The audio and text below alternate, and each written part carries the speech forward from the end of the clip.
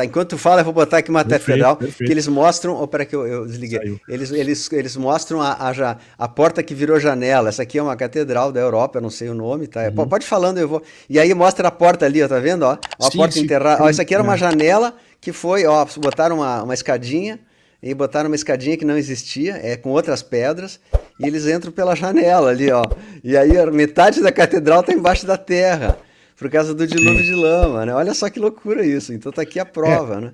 e quando a gente vê, Pode. né, existem muitas construções, muitos povos, né, que habitaram e que deixaram construções pela metade, né? Eu tenho aqui também uma legal que é de Roma, né? Uhum. Que é uma torre que está pela metade.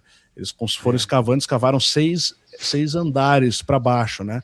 Provando Uhum. que essas coisas aconteciam de fato, tá? Então, agora, a questão é como que isso aconteceu, né? Como que foi esse processo? Em quanto tempo se deu esse processo? Tá? Porque aí a gente precisa entender uma situação. Quando Roma cai, tá? A queda de Roma, tá? No Ocidente, em 476 depois de Cristo, vamos pegar as Uhum. datas oficiais que a gente tem, vai ter um processo que vai durar até a Idade Média, né? Onde a gente vai ter a baixa, a alta Idade Média, enfim, a alta e a baixa Idade Média, né? A gente vai ter todo esse processo onde os bárbaros vão tomar a Europa e vão se tornar Roma. Eles Uhum. não vão, eles vão conquistar Roma e depois vão se tornar Roma. Então, quando a gente chega nas cruzadas, os bárbaros já estão cristianizados. Quem que eram esses caras? Eram povos que vieram especialmente do norte e do leste, principalmente do norte. Né? Então, aí tem toda uma conexão com a Hiperbórea que os gregos falavam, o pessoal que vinha Sim. do norte. Aí você tinha os sítias, que são os ancestrais dos tártaros, Uhum. da Tartária enquanto povo, né? Então, esse pessoal, basicamente, ao longo de 1000 anos ali, eles se estabeleceram. Nesse processo, a gente teve o surgimento de diversas igrejas. Tá? Uhum. Então, quando eles se tornam Roma, Roma já era cristã. Né? Quando Roma cai, ela já era cristã. Roma no Ocidente. No Ocidente. Ela permanece em Constantinopla. Então, o Império Romano se mantinha ali. Só que depois, aí quem que vai gerenciar? Vai ser o Sacro Império Romano Germânico. Quer dizer, já eram os germanos ali. E o que significava ser bárbaro naquela época? Ser bárbaro era você ser não grego. Ah, Então, tá. povos que não eram não gregos, não mediterrâneos, especialmente gregos, eram chamados bárbaros. É um termo pejorativo, na verdade. Uhum. Era um termo pejorativo. Então, não eram gregos, não tinham o conceito de democracia grega, aquela democracia que era ensinada pelos filósofos, né? Então, eles eram bárbaros. Então, eles vinham com suas tribos e clãs, com cavalos, muitas vezes, que justamente é o mesmo estilo da Tartária. Tá? Então, a Tartária era um povo, Tartária existiu enquanto povo, isso a história reconhece, mas ela não reconhece que eles eram um grande império. Tá? E o que esse livro aqui prova, basicamente, que eu mostrei, é que era sim um grande império. Tá? Então a gente tem todas as provas, todas as evidências para justificar isso, né? De que ela existiu. E aí, quando você tem a questão, os templos, como é que eles construíam esses templos gigantescos? Pois é, essa é a minha Quem, questão. Assim, como é que quem eles conseguiam trouxe? sem tecnologia, né? Você veja, os templários faziam qual rota? Da Europa para até Jerusalém. Então, eles vão cortar todo o Mediterrâneo, a parte da Turquia ali, que eram basicamente sultões, né, que eram califas, enfim, que habitavam, que governavam os muçulmanos ali, os reinos islâmicos, sobre e vão fazer um corredor ali, onde eles vão interagir muito com esse mundo islâmico. Se você continua em direção ao Oriente, você vai passar basicamente por diversos territórios ali, que vão ser aqueles territórios que ficam abaixo da Rússia. Uzbequistão, Cazaquistão, Turcomenistão, enfim, toda aquela faixa que vai ligar a Europa ao Extremo Oriente. É a Rota da Seda antiga. Tá?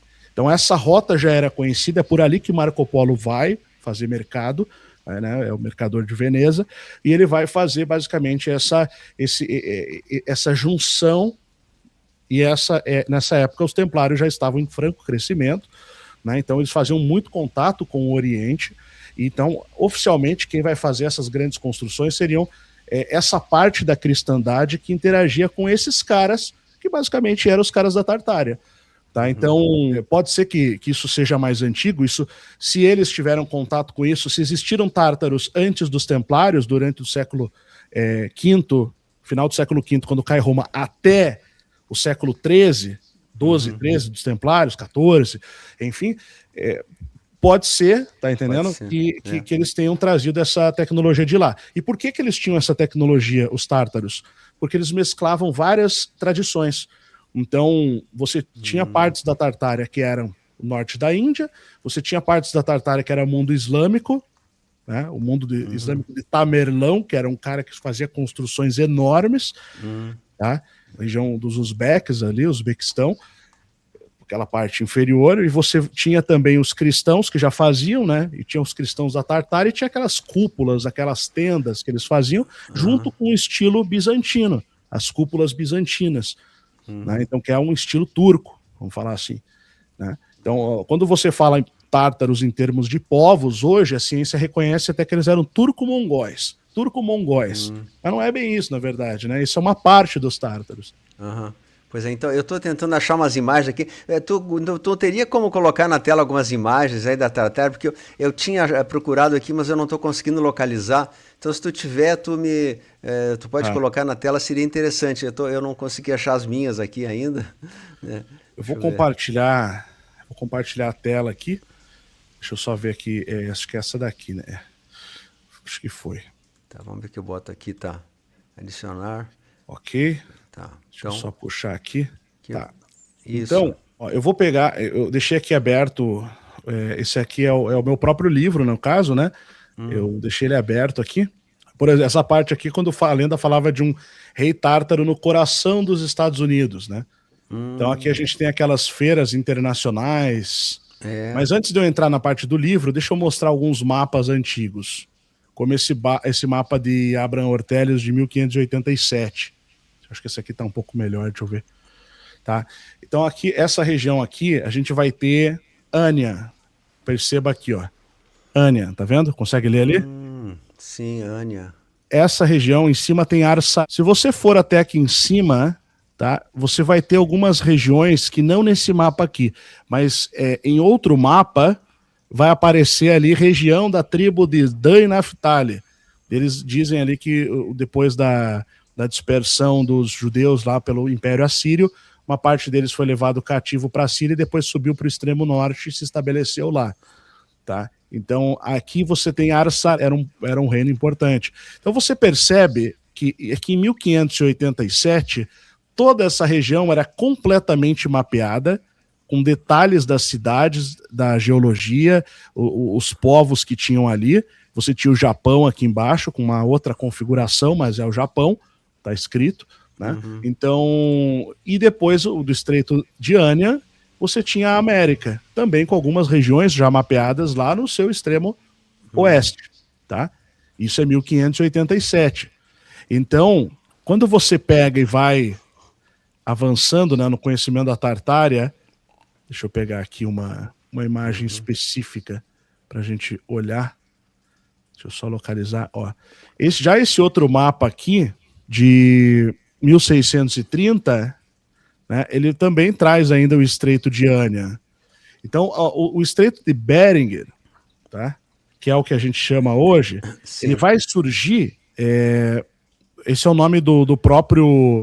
deixa eu só colocar aqui o nome. Sim, depois mudou de nome, evidente, né? Mas assim, mas o que eu queria dizer é que havia uma ligação, de certa maneira, muito certa entre a Ásia e a América, e muitos deles cruzaram aqui para a América, ou seja, a mesma arquitetura e cultura que existia na Tartária, ela se estendeu também para os Estados Unidos, para a Califórnia, inclusive outros lugares. É isso que eu quero dizer, né? Porque eu não vou entrar muito em detalhes. Ali no Estreito de Bering, atualmente, que eles chamam, né? Eu falei Bering, é Bering, né? Na verdade, eu sempre confundo o nome do estreito com a marca do relógio e do laboratório, Beringer, né?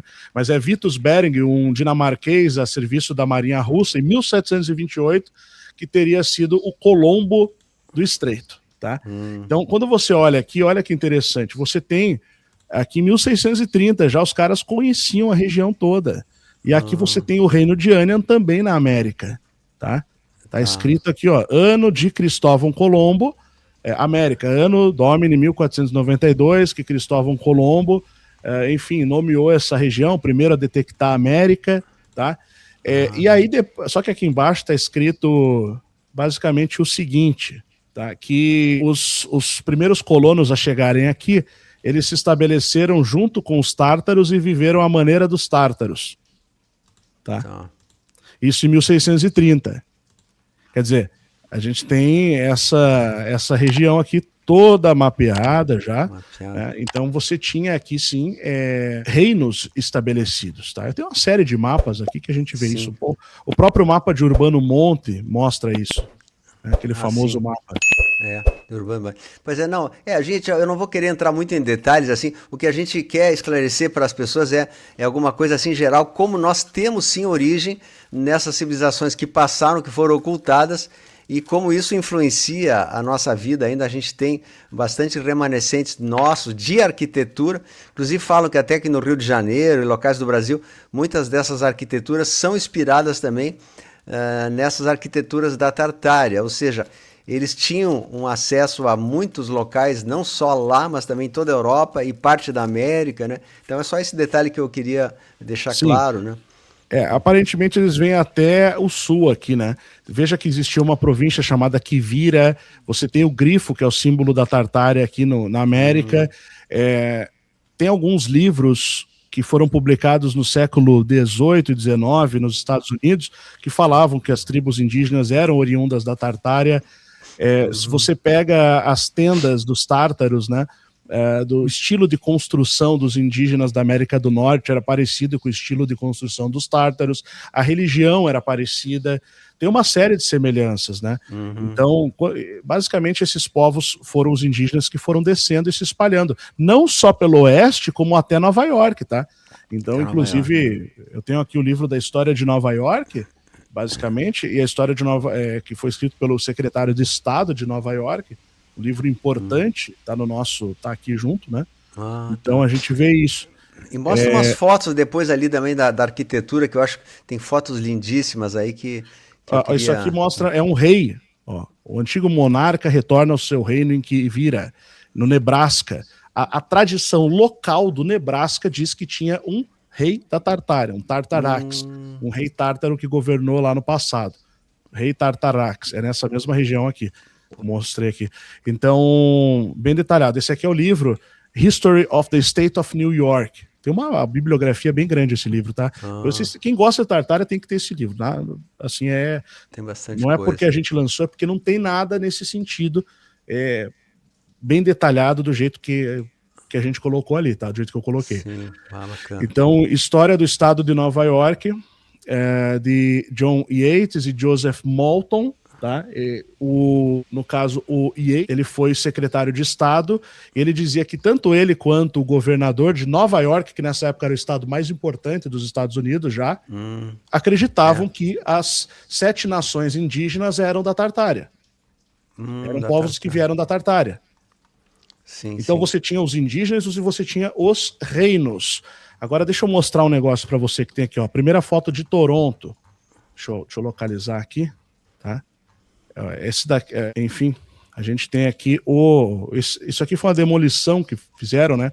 Esse daqui era um palácio que tinha, tá? O antigo registro de imóveis que tinha. Olha a estrutura atrás aqui, né? Com torres e tudo mais. Torres e tal. Tudo isso foi demolido, né? Aí eles demoliram para fazer uns prédios modernosos ali, né? E olha o que ficou, só essa parte, ó. Presta atenção nas colunas aqui, ó. Onde que elas estavam aqui, ó. Tá vendo? Só fecharam um pedacinho do prédio. Só para dizer. O resto eles demoliram tudo para recriar. E isso aconteceu no Canadá inteiro também, que é norte dos Estados Unidos, tá? Tem uma outra foto interessante de Toronto, essa aqui, ó. Uma das primeiras fotos do centro de Toronto, 1856. Tá? Então, né, ó, veja o estilo das casas. Tudo madeira, velho oeste, parece aquela coisa meio Quase Velho Oeste, não é Oeste porque é Toronto, né? Eu já morei em Toronto, inclusive. Mas ó o que você tem lá atrás, lá. Um palácio gigante com uma cúpula. A cúpula, que era para captação de energia livre. Inclusive, até a gente queria que tu também falasse que essas cúpulas que eles faziam com torres de bronze, cúpulas de bronze com pontas, né? Era para captação de energia livre. E que depois parece que não, como não dava lucro isso, e os Rothschild, a turma queria vender produtos deles, então eles acabaram fomentando essa destruição aí da energia livre, e até hoje a gente não tem energia livre. E essas cúpulas, elas tinham uma função, não era só decorativa, né? Primeiro a gente pega o estilo, o bizantino e neoclássico. Então eles pegavam o estilo clássico antigo e recriavam isso usando essas cúpulas. As cúpulas, elas tinham uma função que até hoje elas são um mistério, né? Dentro do estudo da Tartária especula-se que seja para a produção de energia, captação. Mas é preciso entender qual que era a mentalidade do que significava tecnologia para esse povo. Porque a gente está falando de um povo que tinha um centro espiritual localizado aonde? No Tibete. Tá? Então o Tibete era como o centro espiritual da Tartária, basicamente, nessa época, né? Que depois a China comunista vai invadir, vai tomar e vai destruir, e vai apagar, meio que abafar. Até isso é recente, né?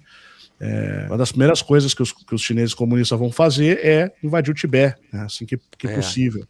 Então você vê que a elite que financiou o comunismo na China, ela já tinha interesse em acobertar essa parte da coisa toda.